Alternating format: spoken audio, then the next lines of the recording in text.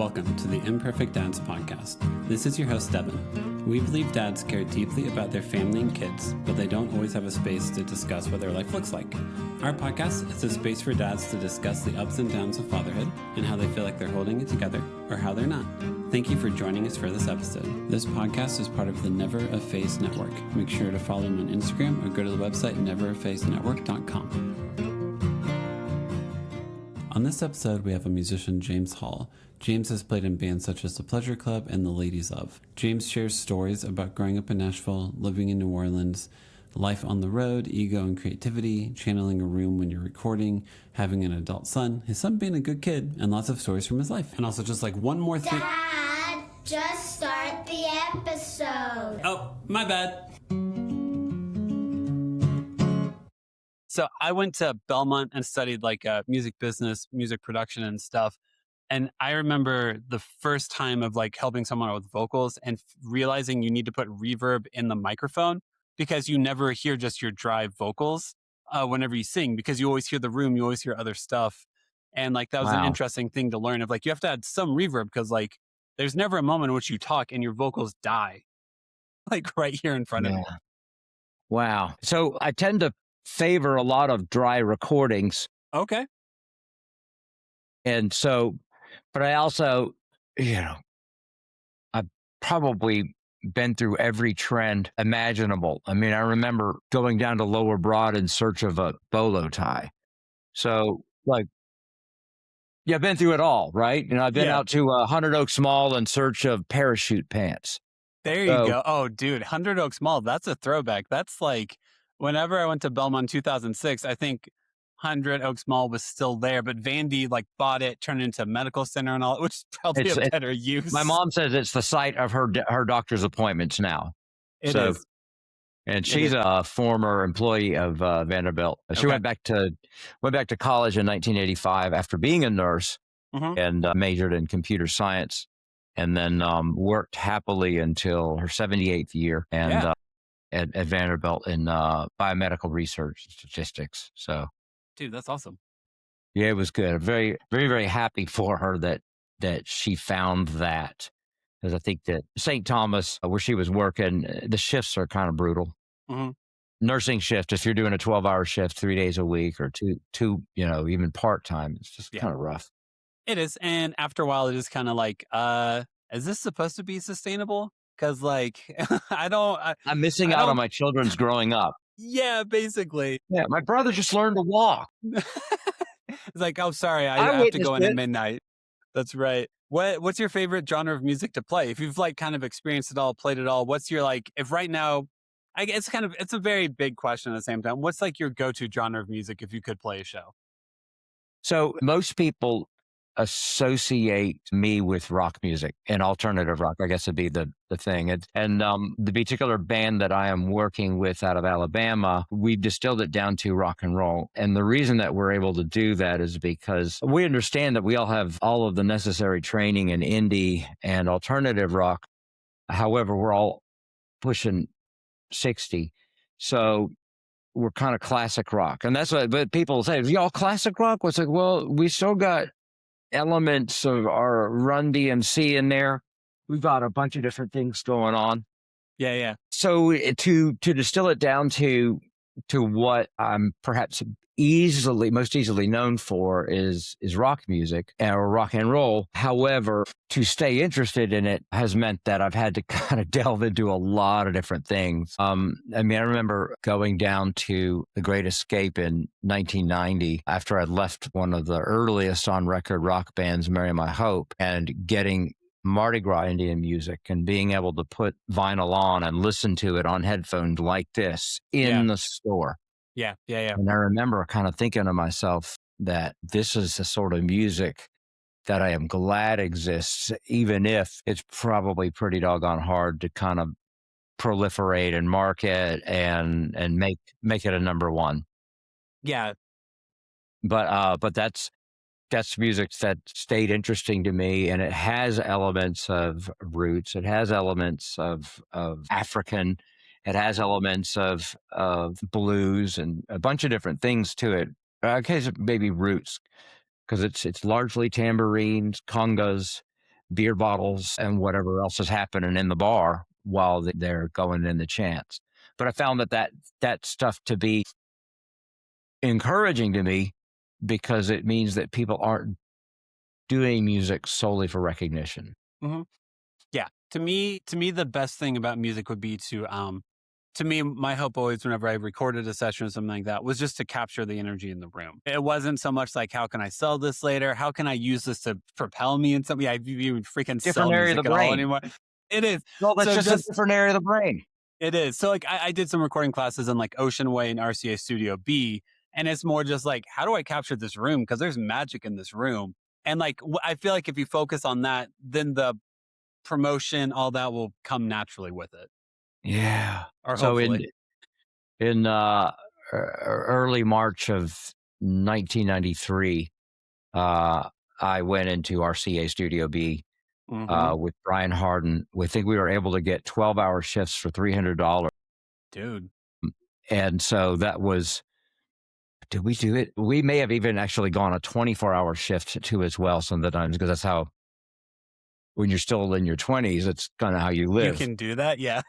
You can do that. And but Brian Harden was a really skilled engineer and producer and was really helpful at bringing that band that was from New Orleans on up and recording, and that was a really really good memory. And then years later, I was in mixing mode, or actually was with a friend in like 2015 in March, and I looked at the logbooks and I thought to myself, wow. So we were here to the date, Well, that's cool.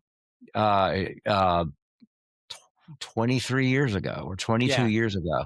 And that Yeah. was really wild to kind of look at that and see how the studio marks time. Hmm.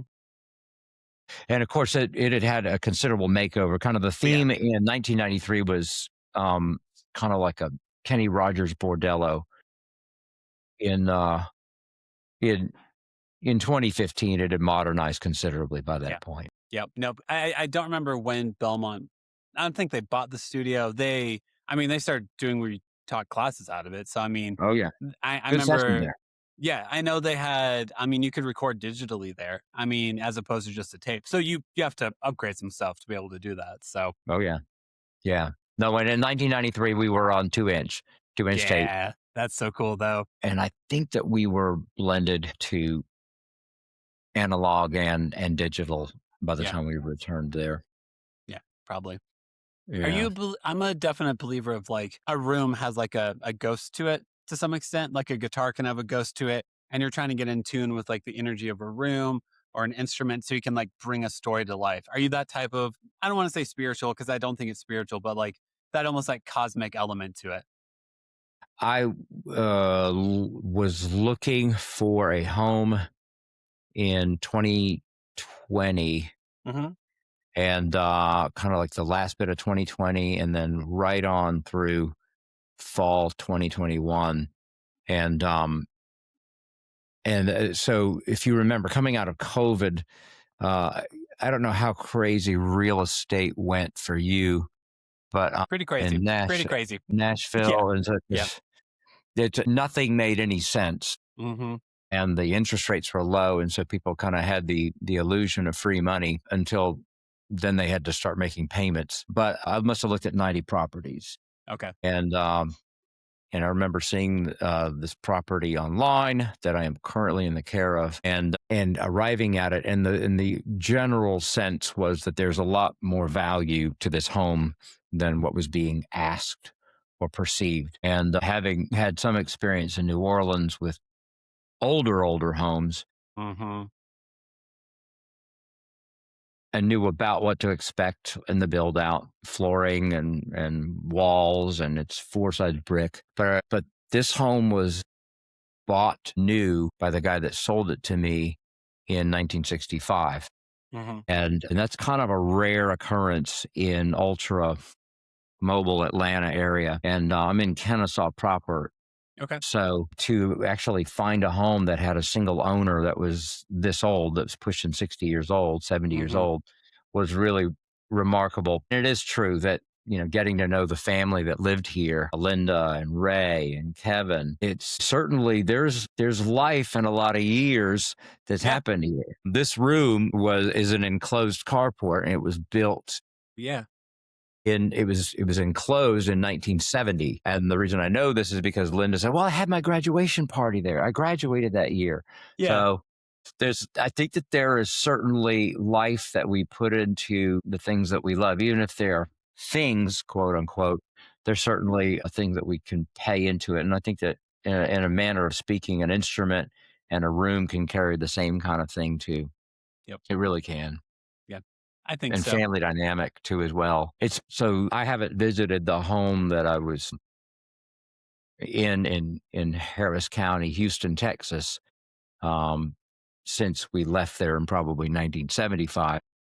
But I can imagine being there, I might feel something, and I Hmm. know for a fact that I would feel something in the home that we were all in school from. So we were in that home from 76 until 2016, 2015, or something like that Okay. Yeah.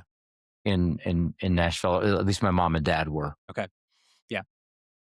They are they are now right down the street from my elementary school, which was Burton Elementary, but it has now become David Lipscomb. But that's Yeah. the Yeah. but that's the school that I learned violin at, and Oh, not that's violin. cool.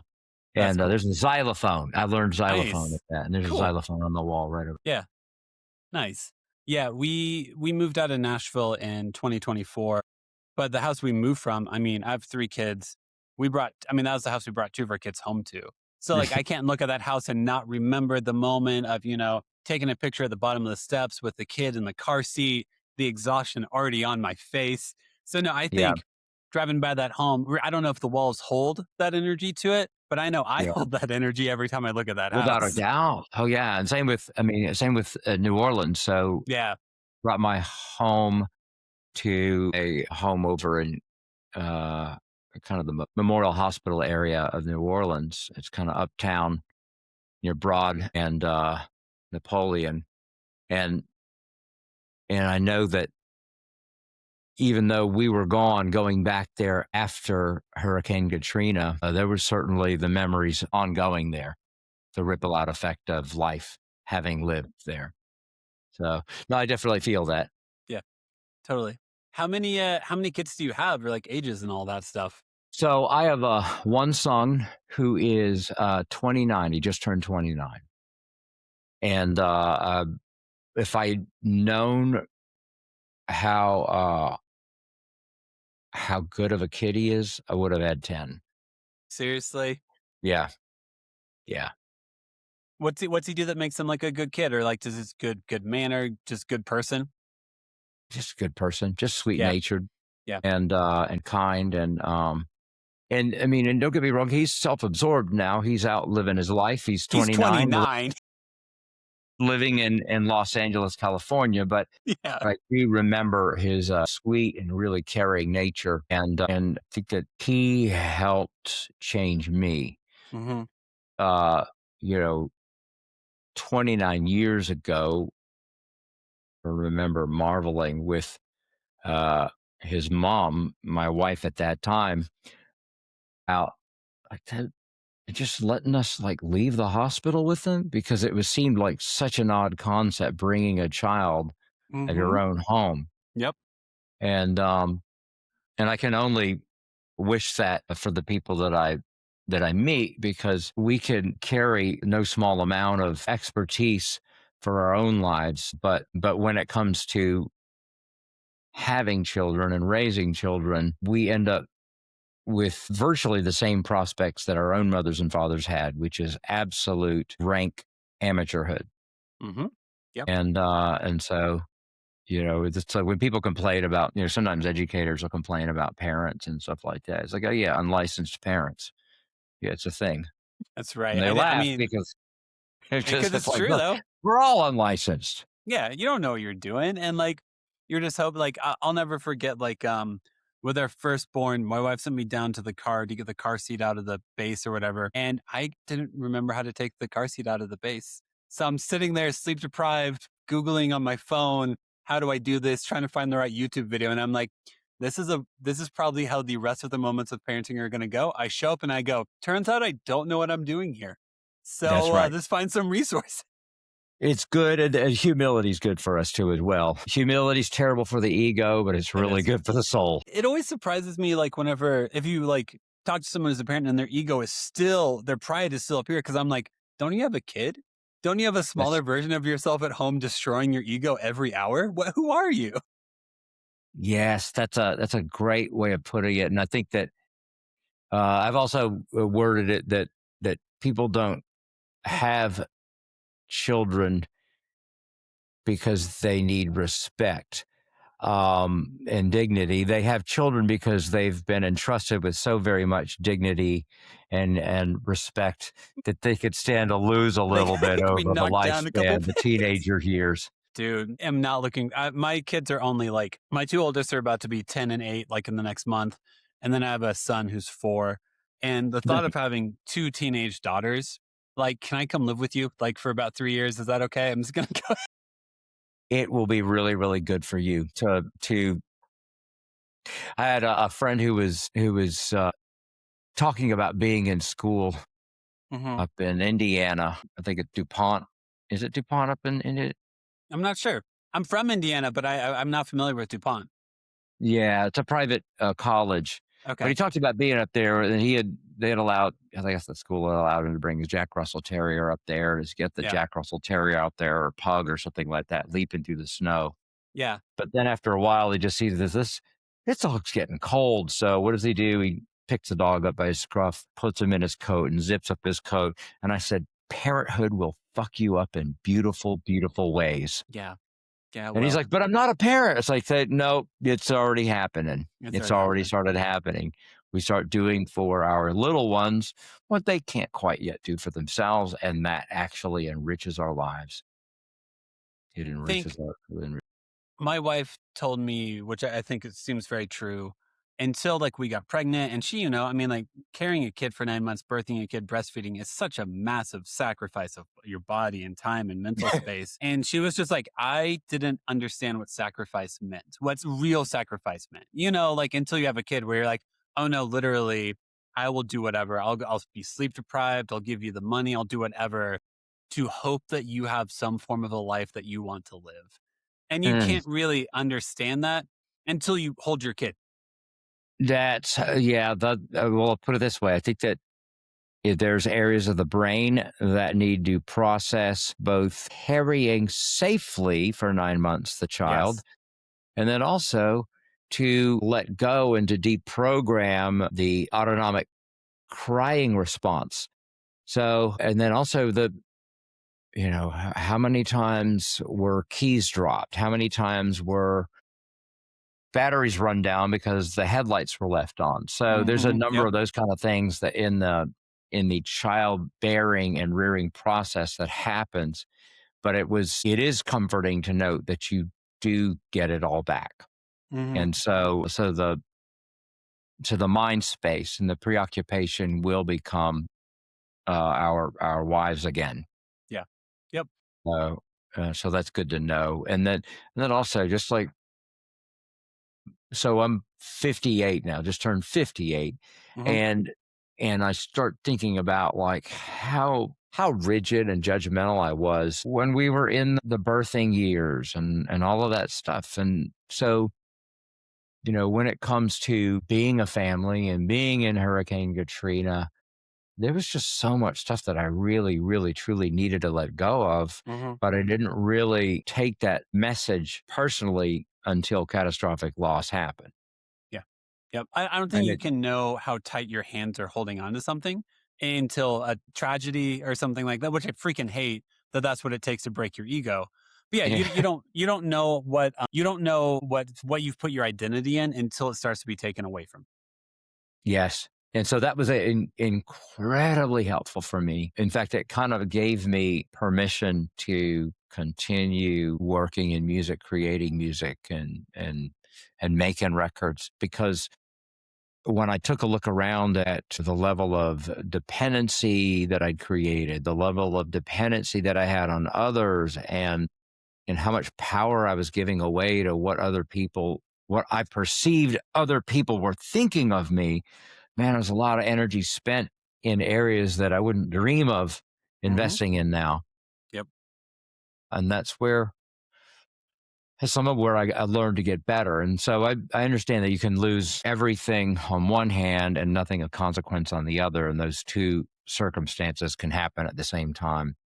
And and some of that was getting to a point to where it didn't matter how glowing a review I'd gotten on a show or an album or a new set of songs that I had. It didn't bring me one bit of joy after a while, because I couldn't stay in the moment. I was always on to the Yeah. next thing, or then the next accomplishment and the next addiction. Yeah. Pretty And much. so I started doing some reading about kind of our own uh, soft and hard addictions, Hmm. and however a lifespan they can kind of rewire uh, our brains in a way that doesn't suit us, is maladaptive. Yeah. There's a I'm a really big fan of Richard Rohr, who's like a Franciscan monk, and he's very big on being or one of the I remember I don't remember the exact quote, but it's basically it's very easy to hide your vice in a virtue. So you can be like, I'm a good steward of money. No, all of your safety and identity comes in your bank account. So like you're being good with your money, yes. Now if you lost all your money, how'd you feel? I would feel like a failure. Cool. You've got an identity that you might not be aware of wrapped up in what you're considering a virtue. And you might not know how to attack because you're looking at yourself and saying, I'm doing the right thing. I'm taking care of my money. When in reality, the money owns you as much as you own it. Exactly right. So yeah, I kind of carried that same thing with rock and Yeah. roll. I'm a good custodian of rock and roll. Rock Hmm. and roll can be trusted within my hands, my That's right. capable hands. And so, and unfortunately, kind of the cost of that is it put me into a very, very us and them kind of mindset. When people would be trying to be helpful, it's like, hey, I'd like you to meet like Eric Valentine, or Smash Mouth, or Yeah, Matchbox 20. It's like, you don't understand. I've been sent here by God to marginalize those careers. that's right. And so I had myself into a very, very us them mindset, and didn't really actually even listen to the music all that closely. I kind of Mhm. made judgments about the music, or whatever I perceived the character, or whatever somebody else's stuff was. And when somebody bothers me, now I got to remember that they're usually just showing me where my stash is. Yeah. And so, yeah, somebody's doing somebody's performing a behavior that I find irksome or irritating, I got to look at my own feelings about that Hmm. and remember that's like, okay, well, it's like I'm choosing to feel this way about that, as opposed to this person's actually doing something to me. Correct. Yes, because in reality, that person's probably not even thinking about you. They're just living their life. If they're thinking about themselves, They are they're standing in line at checkout, the grocery stores, just thinking about just themselves. thinking about themselves, just trying to accomplish whatever they want to accomplish. And it's just a phenomenal reminder of a moment where you're not centered and you need to figure out how to get centered so you can Yeah. coexist. No, that's so good. Yeah, that remember the getting angry at drivers, for being slow or overloaded, or their car not looking roadworthy, or Yeah, for Christ's sake, they're wearing glasses, and then like not even really looking in the rearview mirror at exactly. my Your own eyewear. glasses. Yeah, yeah, yeah. Oh, Yeah, can't you see? And so realizing that I needed to pull myself over yeah, and get some coffee and yeah. take a book out, and yeah, Just so recenter. Because, yeah, like yeah. music is a great example because, like, I know how to be smug and elitist with music. I'm phenomenal at it. I'm really good at it. But it's just like nowadays, I'm more like, hey, is someone enjoying something? Is it harming you? Shut up. Like, just stop. Exactly Just right. stop And it. with Just step away, man. yes. Well, because I mean, it's like if your teenage daughters are tuning into something that maybe in another lifetime you might have found distasteful, Hmm. you got to remember, happy daughters, happy household. Happy everyone. happy everyone. Yeah. And so just to we can learn to go with that. And it's kind of a funny thing that because I did talk about, with my girlfriend now, about our relationship with music. And she's like, I never had that judgment associated with music. And so, for example, I graduated high school in 1977. I said, okay, I graduated in 86. Mhm. And she says that, like, Leonard Skinner was putting out records in 1975, 76, 77. And the context for that was it was just as new as REM putting out a record in those same Yeah, years. that makes sense. That's a different world. So it's a different perspective. We start going, Absolutely. oh, Yeah. okay. So the same way that like Reckoning coming out and me going to the Mhm. store Yep. and getting that in Green Hills, Yeah. same kind of thing with her. Yep. And so it's like, oh, okay. So the context is very, very different. And so there was a lot of projecting going on from me being a budding musician and what I thought, you know, the temperament or the school that Ronnie Van Zant was growing up in. Yeah. No, I think that a lot for like music of like Jane's Addiction or the Pixies, where like I feel like those bands have both been emulated so much that if right now I go back and listen to either of those two bands, it's not the same energy. But like the Pixies inspired Nirvana. Like there wouldn't be Nirvana without the Pixies. Like so context matters, being a lot like yeah, like Automatic for the People by REM. Like now it just sounds like a normal rock pop album. But when it came out, it was phenomenally different than everything else out there. It really was. And the strength is in the songs, in the Hmm. singability of the songs and the Yep. memorability of the songs. Yep. In fact, Automatic for the People certainly has. So I had a band in the early 2000s called Pleasure Club. Hmm. And we did, in fact, record our first record with Jay Joyce over in Nob Hill in Nashville. Hmm. And but on trips that we would, because we'd always be starting out behind the dollar, we'd be driving from New Orleans to Los Angeles to meet up with our Damn. two bandmates there, Yeah. or flying them in and collecting them at Louis Armstrong Airport, and then starting whatever we're doing there. But on the drives, on the many long drives that Grant and I took out there, I would say Automatic for the People would be one of the more favorite albums that we could listen to, after the sun's down and just not say anything and just kind of be dreaming as this album was playing track by track down. Really great stuff. And so, I mean, I'm a fan first, I would say. I consider myself lucky to be still considered alive and valid and making Mhm. new music, releasing new music. But I wouldn't be here if it hadn't been for REM Mhm. and Dwight Yoakam and all of these records that came away. Wow, it's a great album. And so it did inform, you know, command of melody, command of context, I guess, in terms of doing songs. And yet at the same time, I also have some desire for growth in a way that can kind of distill or perhaps sharpen the arrows a bit when it comes to making or presenting a record. Mhm. Because I think over the years I've really stretched out, and that was from 1988 till now. First record, "Marry My Hope Museum."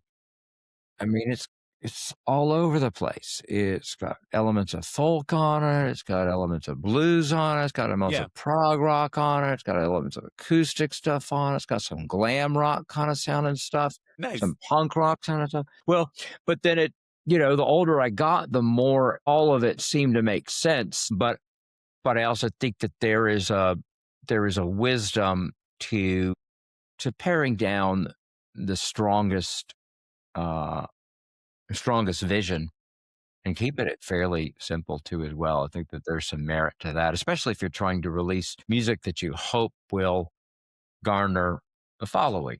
Yep.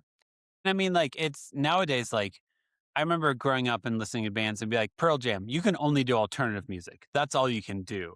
And now we live in a world in which, like, hey, by the way, this band's going to do a country album. Now they're going to do a rock album. Now they're going to like genre doesn't matter as much because I don't think people listen to full albums. I do, but I think people more pick songs off an album they like, where I'm like, give me track one to the last track. What's your flow? What's your story? What are you doing here? Yeah. And I'm starting to get to a point to where like I would really, really like to focus more across the listen, but it still may end up really, really diverse. And I don't, Is what you it know, is. it is what it is because you have to take, well, you don't have to take, but you'll do well to take the best songs that you currently have Yes.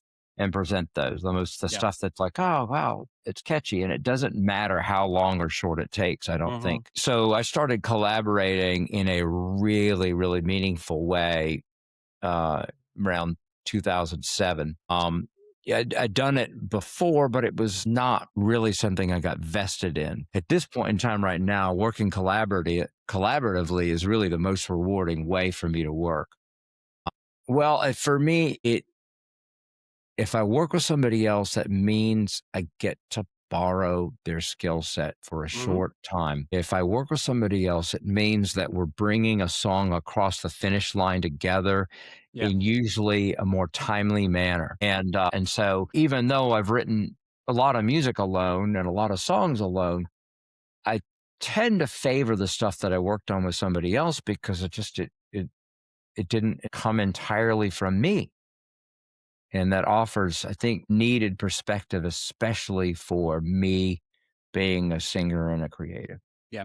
Well, I think also like when you work on stuff by yourself with recording, your perfectionism can take over. So you can listen to something that you wrote yourself and you're like, you know what, actually, if I could have like a guitar solo just a little louder in the mix, the hi-hat a little less, where when you collab with someone, they're kind of like, actually, man, it's fine. And you're like, okay, cool, let's move on. Like you can You let go. overdo so You much. can let go. I You can totally hold it agree. real tight.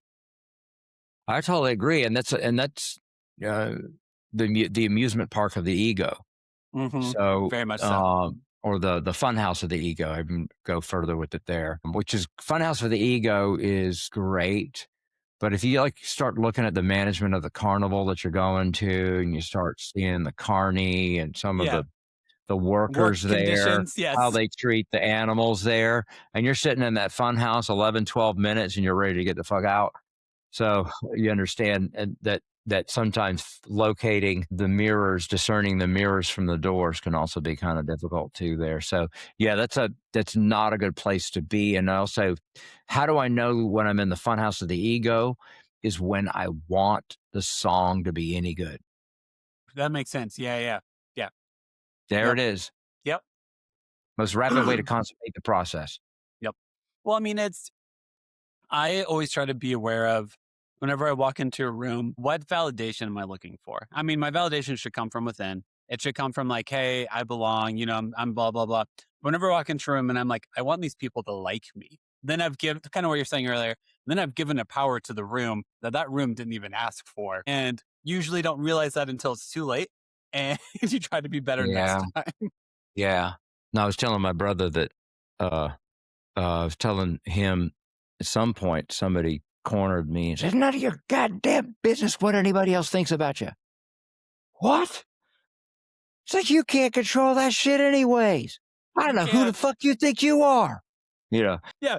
and it Which is was all accurate. It's all accurate. exceedingly helpful. It was Yep. exceedingly helpful. And but it takes I think it takes some time for at least the male brain to kind of Hmm. accept that information as true.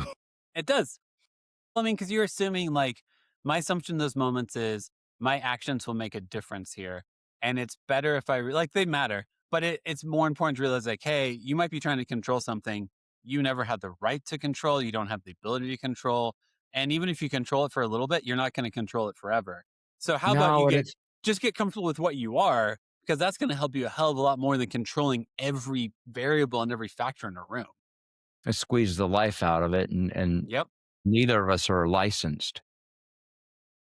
Yep. We go back right down to it. It's like, okay, so you worked in production and you've had, logged years and hours and mixed down between two speakers, but you're not licensed. So Yep. if we start there, I think that we end up with more interesting results. I think that's Eno's approach. Eno would be another big influence on mine. Yeah, If that he makes ever, sense. if ever he finds out about me, it'll all be over. But Yeah. he just says, he's like, there's a lot of the times we'll have very, very skilled musicians, and in between takes, they'll do like a scale or a Uh-huh. riff or a chord thing to orientate themselves. And he just says, is like, as a non-musician, my musical instrument is the studio in its entirety. So I don't really have anything to go over and practice between takes. What? Brian Eno. Yeah. He said, I don't have anything to go over between takes. It's just like, Okay. you fly at it with what you fly at it with. Yeah. And I mean, it explains a lot. It explains why he's got some janky keyboard still lurking Mhm. around. He's got a 5-string guitar. They just rusted strings on it because it just serves the whole. It serves the Yeah. whole The vibe. operation. Yep. Well, just the entire operation. And if he's not specializing in any one instrument and more Yeah. specializing in the operation of a production, Mhm. well, then that would make sense that you use whatever you have available and go for it. But he did say, he's like, he noticed that like musicians, and it's an affair of the ego. It's like they're kind of like sitting there and it's like, oh fuck, I didn't get it that time. He said, no, you didn't get it. You have to retrack it again. And then they chart kind of going over what they learned in university, what they Mhm. learned at Juilliard or whatever. And we think it will help us. It doesn't really. It doesn't really. Being in the moment is what's going to help us. Being in the moment is what will save us. Well, until that becomes your life. Yeah. Breathing in, I know I am breathing in. Breathing out, I know I'm breathing out. So, and that was good. Another great lesson of Hurricane Katrina is Mhm. that, okay, well, if life is always changing, if the landscape's always changing, if the river is always changing directions, Mhm. how can I have any peace at all? It's like, because it seemed that I had put so much stock in my life prior to that point, and I was trying to end up somewhere in the future, Mhm. unable to really exist in the present, but to end up somewhere in the future. But it was just, the future was really, up to that point, was still just a distortion or a reverberation of the past. Mhm. Yeah. Or as Ken Keyes puts it, garbage in, garbage out. But it's easy to assume, like, I think it's a really fascinating balance because, like, you still work, you still do stuff because you're building toward the future, but with the full knowledge that you can't control the future you're building towards. So, like, I find all of it fascinating to be like, I just hope to arrive where I'm supposed to arrive, but also where am I supposed to arrive? I feel like it's kind of like a constant sentiment or question in the back of my head, you know? Well, let's see, Let's get real the philosophical here. yeah, so I think that staying in the day is a pretty good safe space for me. Yeah. And then to also to take time out to myself and ask myself, okay, well, what can I do now that would be industrious at a minimum? Okay. And then to choose that based on how we want our future to look. Do I want to be consumed with my kids' grades on their biology test? Hmm. No, I don't. I don't. I want Yeah. them to own their successes. Yeah. And I don't want them to try and own their neighbor's successes. I want them to be in the full awareness of their own successes and their own successes of being. So to get out of that and to learn that, I think that it's wise to kind of just tell our kids, like, think about what you can contribute, not really whether you're going to get an A or Hmm. whether you're going to be able to afford. I love what Deepak Chopra said. He's like, look, if you can't afford to earn a living and support yourself, you can live here. And there's a lot of families that balk at that because it does, you know, I think we can get gratuitous to a point where we are enabling our kids right into the grave Hmm. or into the den of iniquity and addiction. But at the same time, it's also it's important for us to be thinking about our purpose and what we connect with and to work for meaning. And that's what I try and tell kids each day, to work for meaning and not for money. And they're like, well, how do you know that's the wise thing to do? I said, well, have you ever seen a toxic relationship just circling the drain?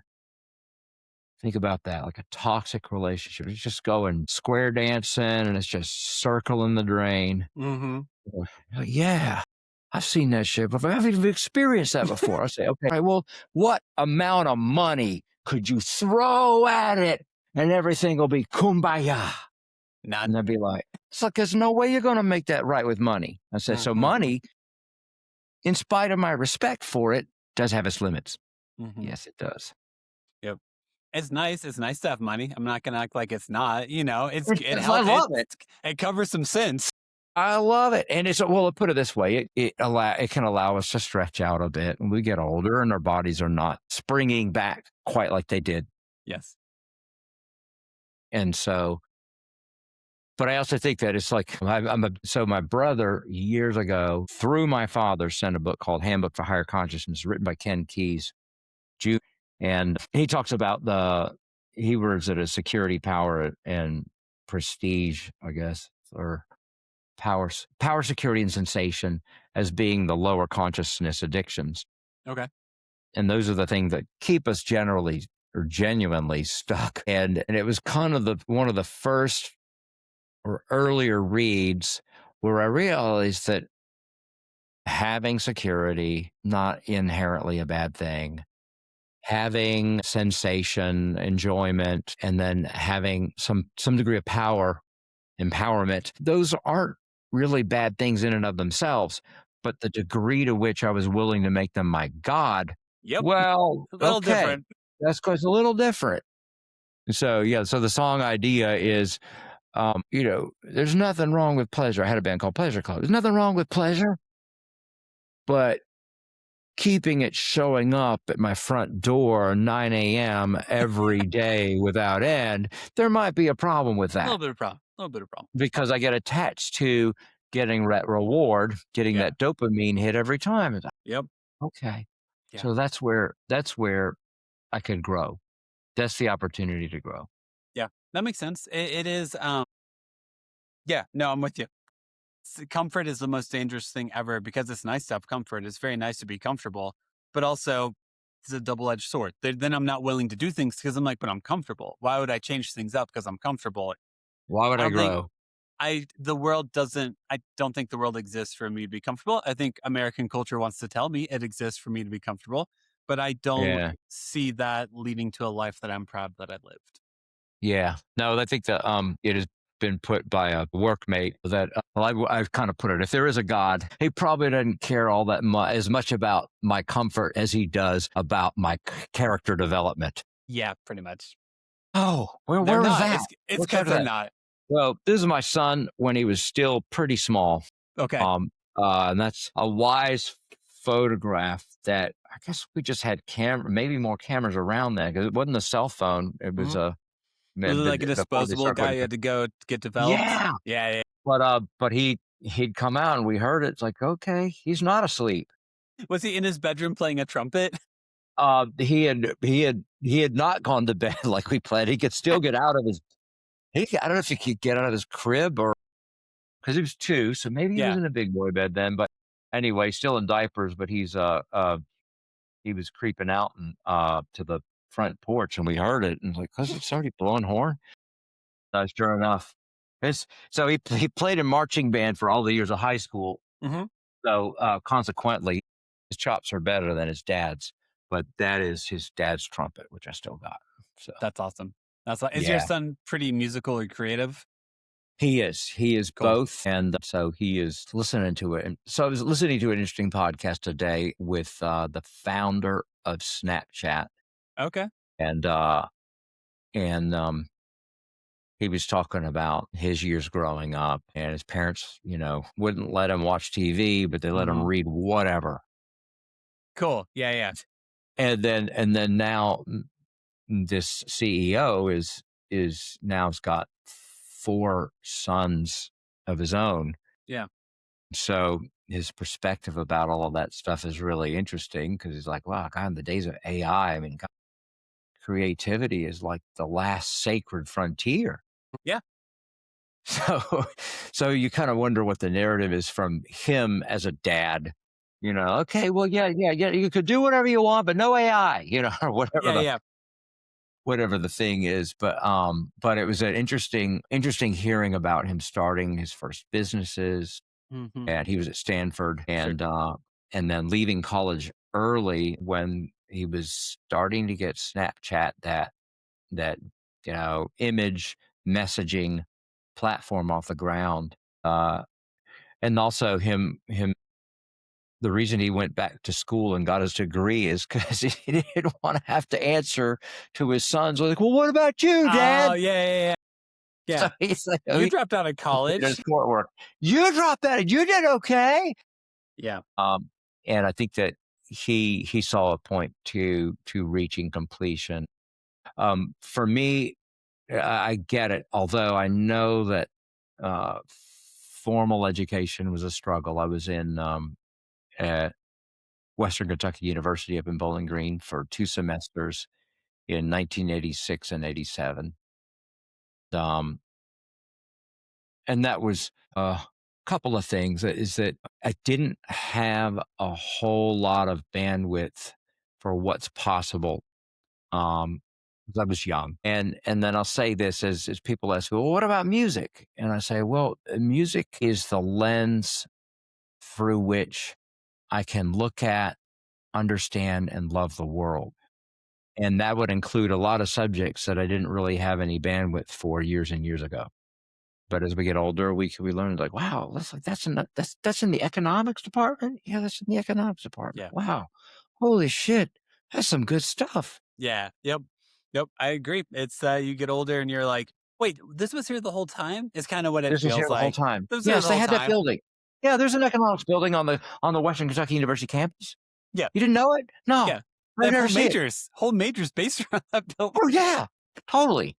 Yeah, so it's so I think that is a good thing about being older. But I refer to myself being at you know being at Western Kentucky University at age 18 with the emotional maturity of about a 13-year-old, Right. and I mean, like people look at like me a horde. It's like, oh, it's like I wasn't special. There were others like me. Oh yeah, totally. Yeah. Yeah. There's like a bunch of us there that were not fully cognitively developed to where we could understand. Okay, well, this is a pretty cool, work field. Hmm. You get into something really cool. Should you be willing to put in the work to follow it to its conclusion? But then again, I've also got a bandmate from Western Kentucky University that got his degree and even maybe got his doctorate in human resources. Yeah. And he's like, man, I never loved it. And so You just thought it was the path though. it was a path, and eventually he ended up in doing paint contract work Yeah. and learning a lot about himself. And he's a happy, successful man. So naturally, then he must have gone into human resources eventually. It's like, no, that's not what he did. He found something else that he loved doing and felt that brought value to it, and still loves music. And so, I mean, I think that you can end up anywhere. Yeah. We're all very complex creatures. And I genuinely think like, who are you today? Is kind of the thought that I have most of the time. It's like, all Yeah. right, this is a moment we are existing in. Who are you in this moment? Because like, yeah, it feels similar to like listening to a song. Sometimes you listen to a song and it is the most inspiring song you've ever heard in your life. You try to listen to the next day and you don't even notice you're listening to the song.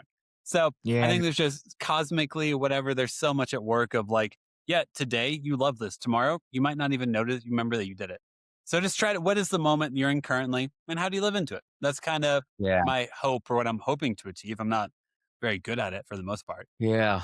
And simplifying, I think for me too, is also part of it as well, because I think musicians are inclined toward being a moody sort. Hmm. And, and so, getting to a point to where I stopped wanting more money and I started wanting to be a better custodian of the money that I've been entrusted with. Yeah. That changed everything. Yep. It does. It changed everything. And so I started really, is it possible that I could treat what I have better? And that even started with the time, Hmm. when I became underemployed years ago, remember thinking to myself, is it possible that I could see this as a windfall of time in much the say as one person might say it's a windfall of money? And so when I started paying into that, man, I got busy, and it wasn't long before all of the money worries had leveled off. I mean, it's almost as if money, though it is awesome, is just not as reliable of a god to, It's to not. be putting all of that baggage onto. Yeah. Yeah. Yeah. Well, I mean, I've never known money to be a god that's ever satisfied. Not that a god is supposed to be satisfied, but I've never, I mean, I'll or go with you on that because yeah, if there is a god, it just is. yeah, it just is. It's not because once I'm like, oh, actually, I have enough money, then money is no longer my god. So every time I make money, my god, it's this constant pursuit of desire and desperation. Oh, I mean, you know, so what is name the CEO that has had, the top model and beauty pageant host Hmm. and it's just says like, "Oh, I finally met the one." Yeah. Right? Really? No. Oh, no, I don't think so because there's always something. Grass is always greener. You're always Yeah. reaching out for something else. Correct. Always something Yeah. new. And until I learn how to treat myself properly, it's always going to seem like it's out there somewhere It is. Well, I mean, like, let's say, like, up if the you road. if you somehow got $1 million, if you put yourself in a pond with other people who got $1 million, your $1 million doesn't seem that cool anymore. So I think it's just like to me, I'm like, if I got $1 million, holy hell, my life has changed forever. But to some people, if their pond is filled with people with $1 million fish, $1 million isn't that impressive. And I'm like, okay, noted. Yeah. Just it's environment, where you are, what company you keep, determines so much of what you Man, strive for. I remember years ago when my son was pretty small Yeah. and, kind of saying to my dad about, how I wish that I could, go to breakfast with my wife and son and not really worry about the bill. Huh? And this was in New Orleans and he was looking toward the end of his working career at that particular point. Yeah. That was, pushing 30 years ago. And he just says, you'll meet all kinds because he's worked for Hospital Corporation of America. He moved there. We moved up Okay. there in 75 and he went to work with them as an engineer and then kind of worked in a lot of capacities over the years. Yeah. And come to find out that my bandmate's grandfather started the company in 1968. That was Cool. also kind of an interesting connection there. Like, oh, so we're Yeah. supposed to be in a band together. Yeah, I guess Yeah. so. Yeah. Yeah. Yeah. The universe aligned that way. But when and I was talking about this to him, he's like, you got some families that they want to go to Europe, bring their whole family to Europe once a year, or and then you'll have some people that's like that won't really do this, like they want to go on a private jet. And so, well, that's just like we laugh at that and we can marvel But at it's all that true. sort of But stuff. it's true. But we got to remember so much about success is to the individual. And I didn't know how not to look outside at that point Hmm. because I'd assumed that, that PJ Harvey had somehow had an easier Monday than I just had. Of course. Yeah. Even though she's doing messing with the exact same stuff. I mean, I assumed that Barbara Streisand had an easier Sunday than I had. That's insane. Look at her.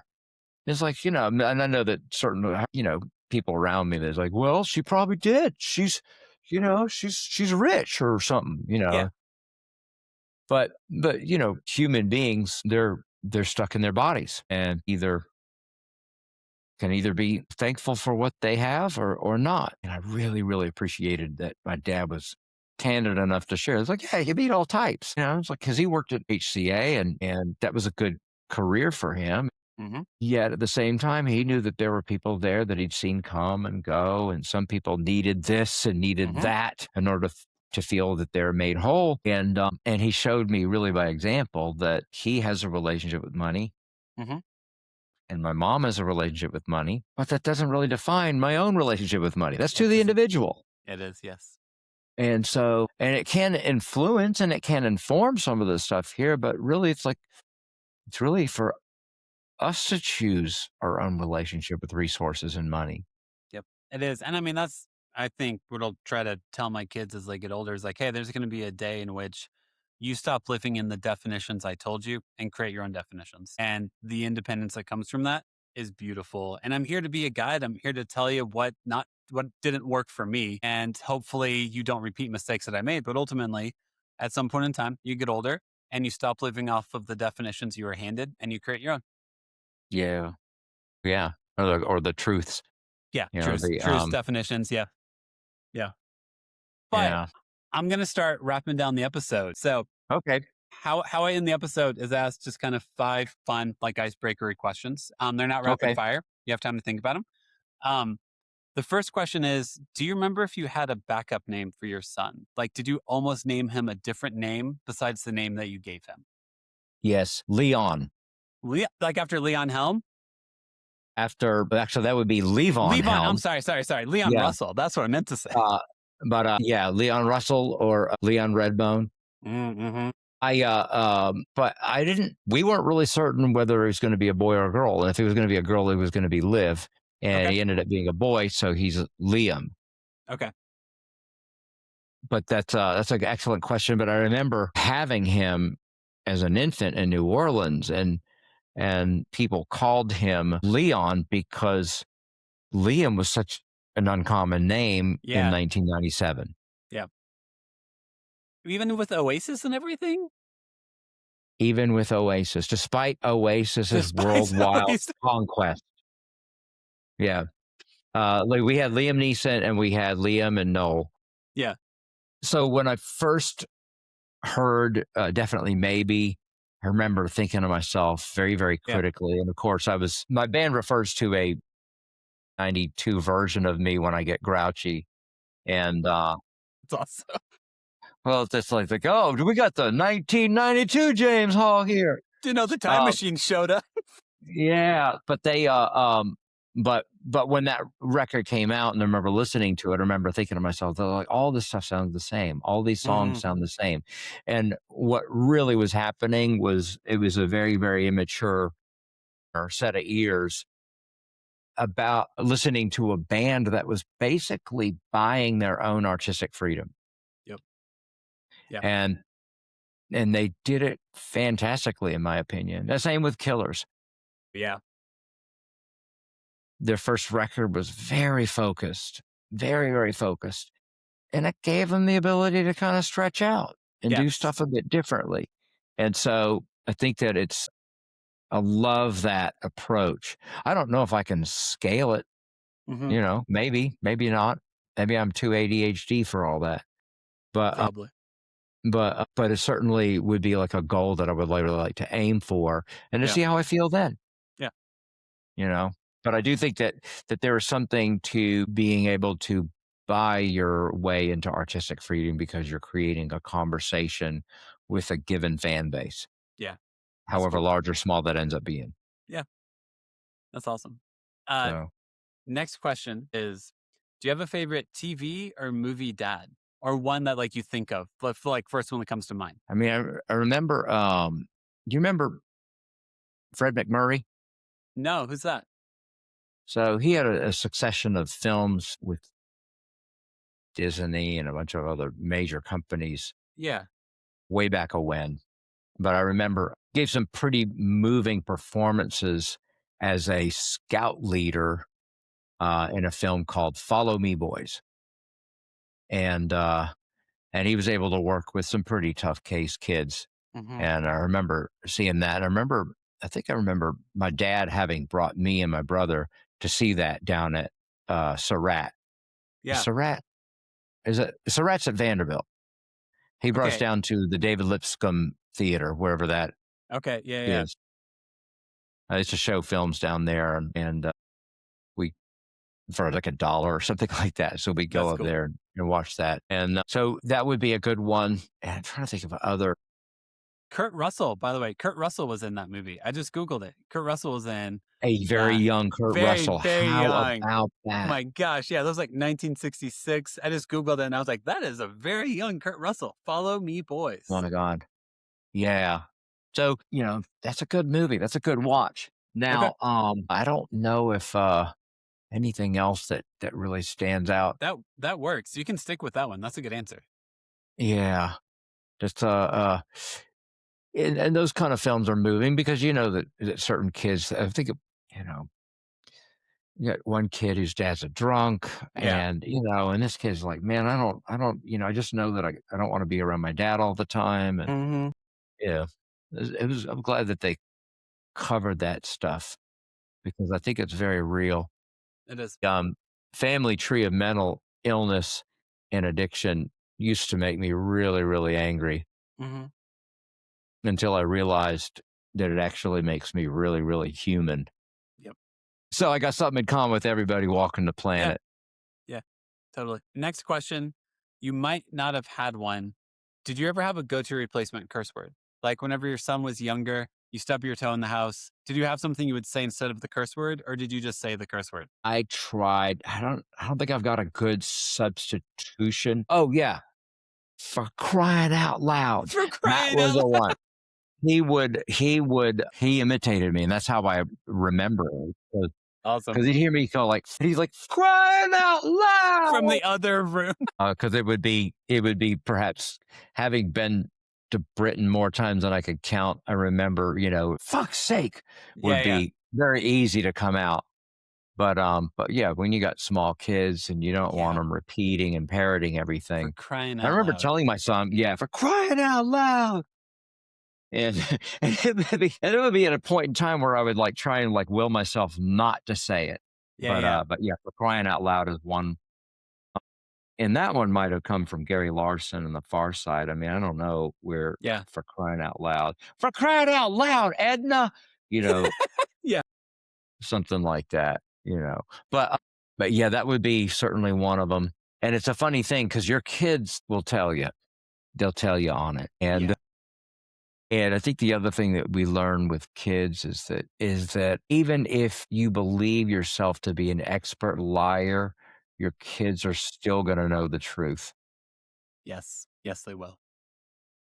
And uh, that's really, really good at keeping it all in check. Yeah. It is. It is. Next question. Do you remember like favorite activity or toy you used to do with your son? Or any like thing like if you had a Saturday afternoon, any activity, any toy you go out and play with, anything like that? Loved frisbee. Yeah. And then after Katrina throwing the football, I remember recounting to my father when we would be throwing the football. I said, you know what I'm worried about when I'm throwing that football? And my dad said, what? I said, not a thing in the world. Yeah. And I had some real family concerns at that particular point in time too as well. Also getting out on the bicycle. So um we had a kid's seat for all the years that Liam was in New Orleans. And so throw him in the back of that, head out, hit the road. So that was very big too as well, because New Orleans is fairly easy for all that. It's very flat. And then also I remember at some point he was like, okay, I'm gonna put this puzzle together of Digimon or Yu-Gi-Oh or Pokemon. something like Yeah, that. yeah, yeah. And so he'd and say, but I want you to time me. And so I would time him, how long it took him to put the puzzle together and just certain things like that. It was pretty interactive parenting. That's cool. I mean, I'm lucky. I don't think had I sold records the way that I was expecting to, if I would have been around. Yeah.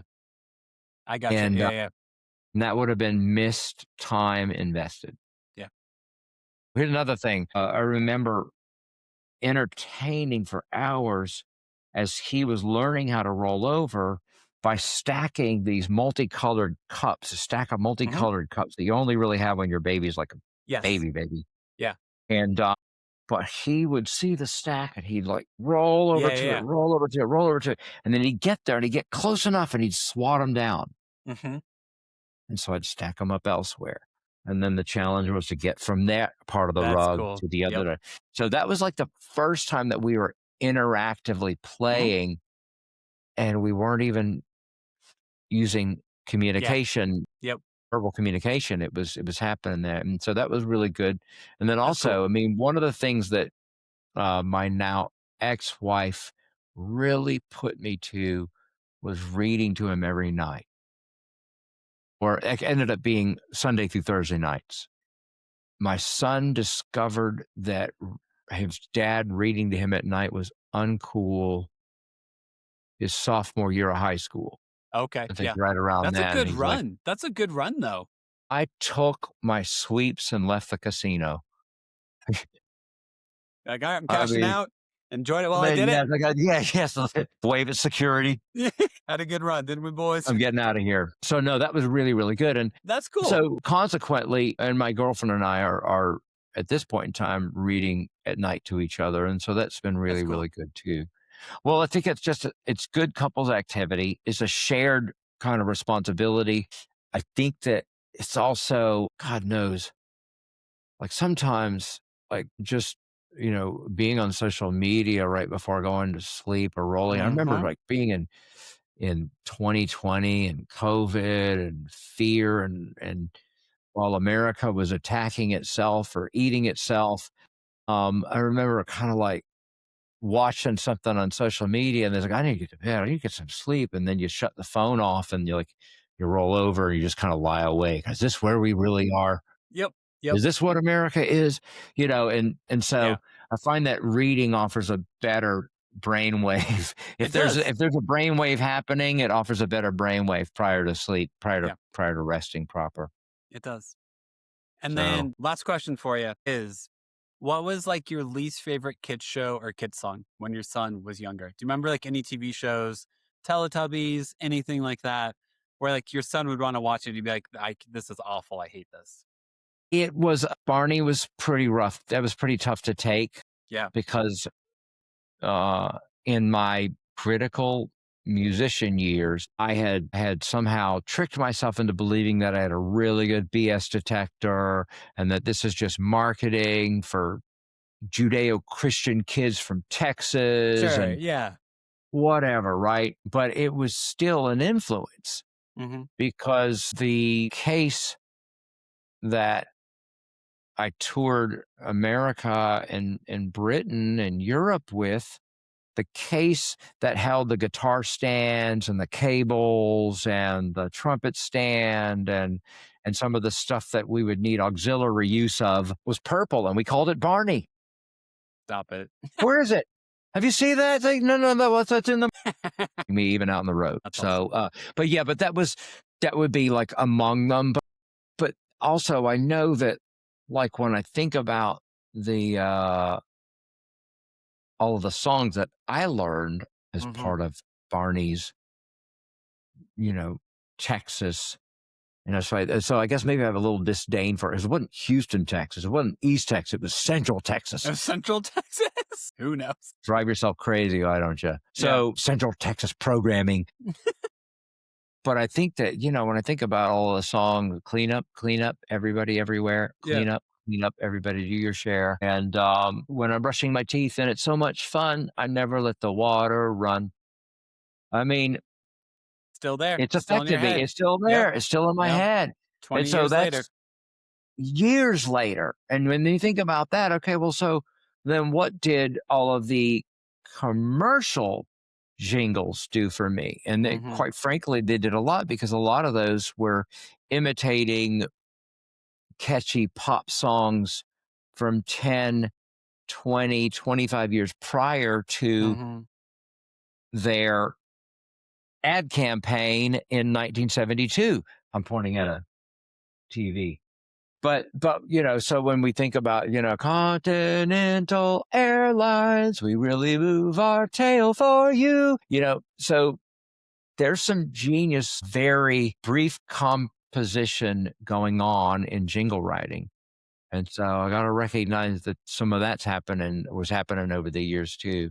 And we can think that Journey's uncool until we realize the influence and impact on the American songbook. Yep. pretty much. I mean, you could tell yourself it's uncool, and then you live there. Or you can tell yourself, actually it made a contribution, because I don't think Charles Francis Black would have picked up a guitar and started making songs if he hadn't had something to rail Something against to, yeah, exactly. That's true. Or to or react motivate to. him. Yeah. Yep. It's true. Well, that's pretty much all I got for you besides just like a moment for self promotion. You playing shows, Instagram, anything like that. How do we find your music? All that good stuff. Website. Yes, so I am due at 30A tomorrow, and that will be my first time at the Songwriters Convention. Perhaps maybe not the first time I've been considered a songwriter, although being considered a songwriter has been fairly late in the game for me because, well, you put one challenging album out and now all of a sudden you're an artist. Of course. Yes.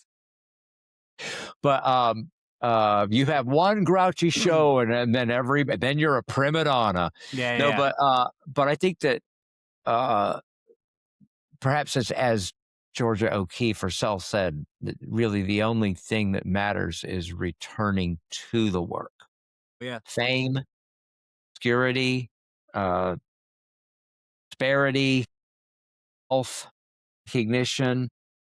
I mean, all of that stuff, none of it really matters. It just only matters if you return to the work. Mm-hmm. And so that's something that I'm enjoying the recognition that I have, but I also know that had I had recognition when I was younger, it might have been poorly for me. Mm-hmm. Yeah. And I say that just knowing that there are some people who have enjoyed far more recognition than I have that are also really, really struggling with it. Fame and psychology. At best, most people, they handle it well, but many, many people, it's a terrible work on their psychology. Yep. Yep. It is. Because, ultimately, you're a normal person trying to figure stuff out and you're talented at things. And whenever you elevate yourself to more than that, then I don't know, that balance of like acknowledging the influence you have and the talents you've been given, but also not buying into it too much, but buying into that whole dance sucks. It's not fun. Well, that's why I'm a card-carrying member of the Bad Songs Club. Yeah. Because, well, it takes you out of the recognizable aspect of it, other than a willingness to set the timer and write the song. Yeah, pretty much. Yeah. And I don't necessarily know when I've written a bad song.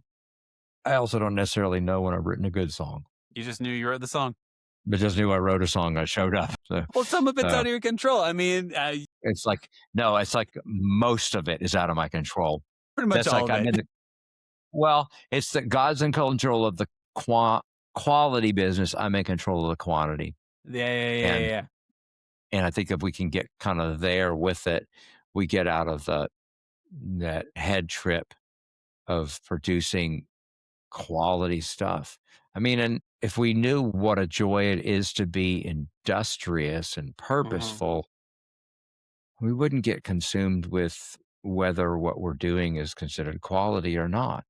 Like, you're doing pottery, and that's a really good coffee cup, Devin. Yeah. Really? I thought it was Wednesday's coffee cup. It was. Yeah. So stay in the day. That's a pretty safe area for me. Yeah, that's fair. Because I don't always know until I look backward at it, whether I love it or not. Mm-hmm. Yeah. If I love it, I can probably bring some fairy dust to it. But if it's just turning in a song, it's just turning in a song. And sometimes if I revisit it, I could probably work this and like it better. Mm-hmm. Yeah, totally. Yeah. Yeah, man. Thanks for talking. Have a good night.